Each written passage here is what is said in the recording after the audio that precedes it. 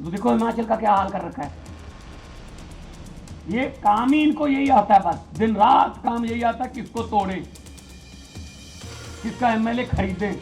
देश बेच दिया, आधे से ज्यादा मीडिया और एमएलए एमपी खरीद लिए। आपका टैक्स का पैसा कहां जा रहा है ये देख लो। बड़े बड़े महल उतर गए। मुझे समझ नहीं आती, तमिलनाडु, बंगाल, केरला, दिल्ली और पंजाब, इनके गवर्नर ही मुख्यमंत्री को चिट्ठियां क्यों लिखते हैं?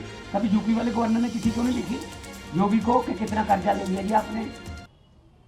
तो दिल्ली में डबल शक्ति, ये कहते हैं डबल इंजन,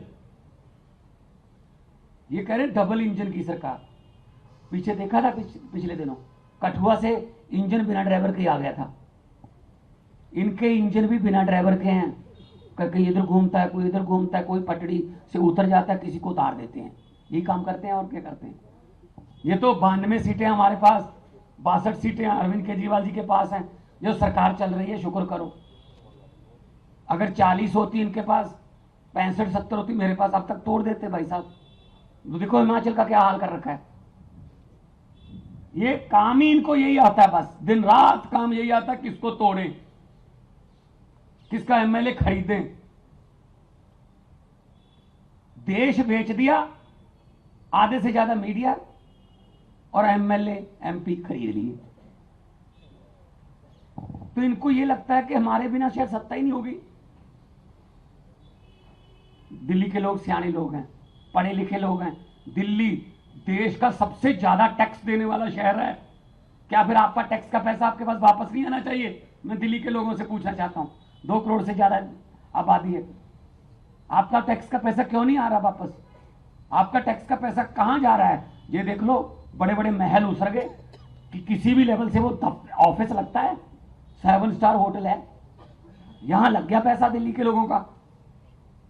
दिल्ली के लोगों की खून पसीने की कमाई से बना है ये, जहां से यहीं बैठकर दिल्ली के लोगों के खिलाफ फैसले करते हैं।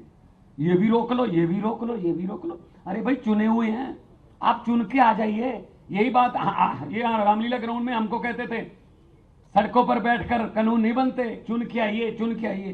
भाई साहब हम तो चुन के आ गए, आप भी चुन के आ जाइए फिर।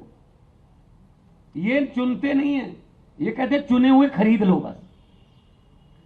तो देश को एक पंसारी की हट्टी बना के रख दिया इन्होंने, डेमोक्रेसी को। तो आज मैं ये आपके पास यही कहने के लिए आया हूं दिल्ली के लोगों के लिए कि अरविंद केजरीवाल के हाथ मजबूत करिए। वो अकेले लड़ रहे हैं, लड़ सकते हैं।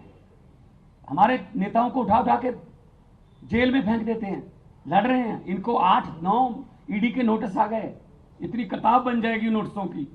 कारण नहीं बताते क्यों बुला रहे हैं, कारण एक ही है, जैसा कि सभी सरकारों को कर रहे हैं।